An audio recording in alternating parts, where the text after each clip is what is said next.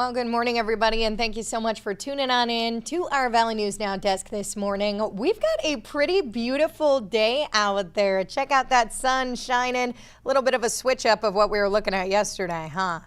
Well, one more time, thank you so much for joining us here on our Valley News Now desk. My name is Alex Larson. So again, we got a beautiful day out there, and that weather is going to stick around at least for a couple of days. I'm going to share my screen with you here, and we're going to head on over to our Valley News Live website, give you a better idea of what we're looking at, okay? Again, sharing my screen with you here. I am on the Valley News Live homepage here, where I'm going to head on over to the weather tab. Meteorologist Lisa Green updating this for us just a short time ago, saying that summertime weather returning today, tomorrow, not until late week that rain chances return. That's great news for those who enjoy the sunshine. Right now in Fargo, we're sitting at 64 degrees, and we're going to hop all the way up to 85 and sunny today. Not bad at all. Winds 9 miles to 8 miles per hour. And I'm going to head on down. Looks like tomorrow, too, like I was saying, sunny skies, low to mid 80s, south breeze 5 to 10 miles per hour. So pretty much what we're looking at today as well. 11-day planner here. I'm going to click here. It looks like we're going to stay pretty consistent until the weekend. Oh, no. I wish we were keeping those high 80s around for Saturday and Sunday, but unfortunately, we're going to be sitting at those high 60s, maybe low 70s we're going to pop into.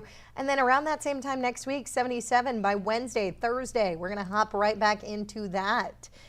Now, remember, you can always find this over on our website, valleynewslive.com, or as always, we've got this for you over on our VNN weather app. Now, remember, our weather team works very hard to keep you updated, in the know with everything you need to know to keep you weather alert and weather prepared. So, free in the App Store, easy to use. The radar is going to follow you no matter where you go. No reason not to download that, okay? I'm going to hop on over to the news portion of this segment. I'm talking about commissioners voting 3-2 to approve the creation of a new remote workstation for Fargo police officers inside the Shields on 45th. So Fargo Police Chief Dave Zabolski says this has been in the works since December of last year, so December of 2024. Zabolski says this is a no-cost MOU, so there are parameters on the use of this facility. We're going to hear from him right now.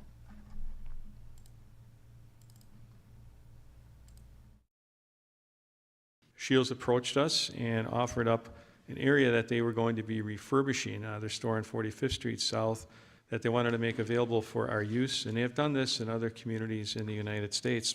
So I really appreciate their generosity and their partnership with local police to accomplish this. So we don't really have a date right now on when exactly officers will be able to use that, but of course we'll keep you updated here on Valley News Live. And also at that highly anticipated City Commission meeting last night, we were expecting to hear calls for Police Chief Dave Zabolski's job. They'd been talking about that for the past few weeks. No calls were made, and there was not even anything on the agenda for that discussion to even take place. Commissioner Dave Pepcorn told Valley News Live on August 6th that if Zabolski did not resign before this meeting yesterday, he was going to put in a request forward to do so. For now, though, Zabolski is going to remain in his position as chief. So now this is not the first time calls have been made for Zabolski to step down. Back in 2022, Commissioner Dave Pepcorn also calling for Zabolski to step down after a letter was sent by a former officer that detailed a toxic work environment. We reported back in 2022 that from October 2020 to January 2022, 35 officers resigned from the Fargo Police Department since Zabolski stepped into that position. Now, we have requested for those new numbers of how many officers have resigned in his nearly 5 years as chief. We have yet to receive them. However, we're going to keep you updated on that when we get that information right here on Valley News Live. And local residents are coming forward detailing a recent encounter they had with a man they claim is a Fargo killer. Tobias Walker was recently charged with manslaughter for his role in a fatal downtown assault. That one took place a couple weeks ago now. Residents say they called the cops on him, but the cops let him go. We're going to hear from that resident now. Later, I saw the news article and the police's request for identification of the man who assaulted the man downtown with the skateboard. And it was the very same man who they allowed to skateboard away that night. So Fargo police did also confirm that run-in with us, that nobody was arrested. You can find that full story over on our website, valleynewslive.com. And one Fargo man has been arrested after assaulting his daughter's boyfriend. Officers reported they responded to a domestic dispute on Friday. Victim claimed he was assaulted by Francis DeMarce, this guy here, his girlfriend's father. The victim reportedly had several injuries, including a broken nose. According to court records, Francis forced his way into the apartment, grabbed the victim by the throat, and started to strangle him while he was holding his 1-year-old daughter. Francis was arrested for aggravated assault. And now on to a tragic story out of South Fargo, where an infant has died after being attacked by a dog. So this actually happened in late July at a home along 32nd Street South. Police say they were called out to a report of a dog bite. The infant was taken to the hospital, where they later died. Police say the dog belonged to the family, and it has since been quarantined. And I've got new information on a Fargo man facing charges, including possession of child sex abuse material. So we have since learned he was once a volunteer for a local gymnastics facility. Dennis Olson, and we don't have his mugshot right now. That's why I've got a silhouette of a mugshot right here on the left-hand side of your screen. He was reportedly in possession of 465 files containing child sex abuse material. Some of those victims in those files were as young as 3 months old. Viewers pointed out that Olson used to volunteer with American Gold Gymnastics. So the gym did confirm the news in the Facebook comments from our story last Friday, acknowledging that, quote, I'm going to read this for you here, a volunteer from the past has been charged in illegal activity. They went on to say in that comment that those illegal activities are not connected to their organization. Olson, who has been issued a criminal summons, is set to be arraigned on September 4th. Olson, again, I don't have his mugshot. He's also not in custody, okay? Moving on to North Dakota Highway Patrol. Their troopers putting their lives on the line every day. And in the last 18 months, one of their troopers has been hit not once, but twice by a drunk driver. Keep in mind, this is just 18 months that this has been happening. According to North Dakota Highway Patrol, on average, about 11 squad cars are hit every year. Most crashes are either DUI related or related to drivers not slowing down in the winter. We're going to check this out right here. It's about to play for you, okay? Crazy video. You saw it right there. At the end of the day, Trooper Brown says he's got a job to do. We're on the road every single day. You just get used to it. If I would get scared all the time or nervous, I'd probably have to pick a different line of work.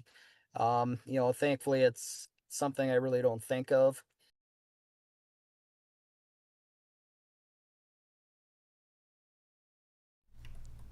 So Valley News Live also reached out to Minnesota State Patrol to see what numbers they're seeing over there, okay?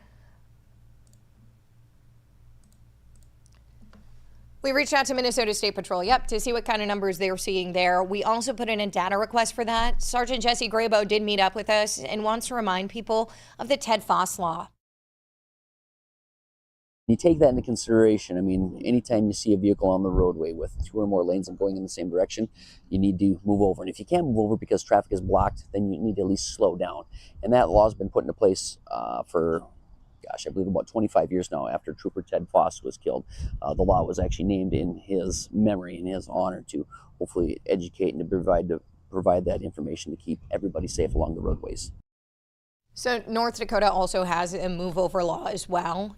That can leave you with a $50 citation if you violate that. I'm going to send you off with some good news here. We're going to talk about the Ahmeds. They're a family of 10 celebrating the start of a new chapter, breaking ground on their future Habitat for Humanity home. For years, Abdi and Halima raised their 8 kids in a small 3-bedroom apartment. Eventually, the court's ordering them to move because their family was too big for the space. They later found a 5-bedroom rental, but it came at a cost. More than half of their income now goes towards housing, making it hard to keep up with food, school supplies, and medical expenses. After applying 5 times to Habitat for Humanity, the Ahmeds were finally accepted into the Lake Agassiz Habitat for Humanity program. The kids have actually done thank you cards for our volunteers, so they can contribute that way. They have to take a home ownership course, so they're very educated homeowners.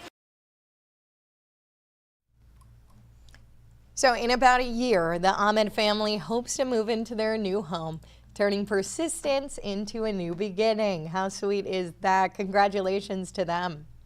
Well, that's about all I got for you here on this Tuesday morning. Remember, you can find this streaming on Facebook, YouTube. You can also find it on our live stream over on our website. Of course, as always, your VNN News app. And we'll be keeping you updated throughout the day, online, on air, and on that news app as well. One more time, thank you so much for joining me here on our Valley News Now desk. I hope you have a great rest of your Tuesday and an even better rest of your week. I'll see you back here tomorrow.